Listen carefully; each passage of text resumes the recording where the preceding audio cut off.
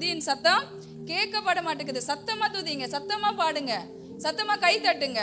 இந்த காரியம் அடிக்கடி சொல்றதுதான், அடிக்கடி நம்ம கேட்கறது தான். ஆனாலும் நம்மளால என்ன பண்ணல, விடுதலை இல்லை. துதிக்கிறதுல ஒரு விடுதலை இல்லை. இங்க வசனம் சொல்லுகிறது, அவர்கள் துதிக்கும் போது என்ன போடப்பட்டதுங்களா? அஸ்திவாரங்கள். ஆமென், ஹல்லேலூயா. நம்ம கர்த்தரை துதிக்கும் போது எனக்கு என்ன நன்மை? ஏன் நான் கை கத்தி கத்தி துதிக்கணும்? எதுக்கு அவரை பாடணும்? எதுக்கு கை தொட்டி அவரை நான் கம்பீர சத்தத்தோடு ஆர்ப்பரிக்கணும் என்றால், நமக்கு போடப்படாத அஸ்திபாரங்கள் போடப்படும். ஆமென், ஹல்லேலூயா. நம் வாழ்க்கையில் அநேக காரியங்களுக்கு இன்னைக்கு என்ன இல்லை, நம்ம நினைக்கிறோம், அதுக்கு அஸ்திபாரங்கள் இல்லை.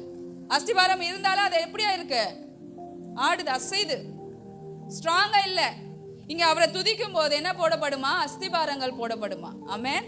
இன்னைக்கு நம்ம வாழ்க்கையில காத்து கொண்டிருக்கிற அநேக காரியங்களுக்கு அவரை துதிக்கும் போது கர்த்தர் அஸ்திபாரங்களை போடுவார். அவர் துதிக்கும் போது அவர் கட்டுவார். அவரை துதிக்கும் போது அவர் நிலைநிறுத்துவார். ஆமென், ஹல்லேலூயா.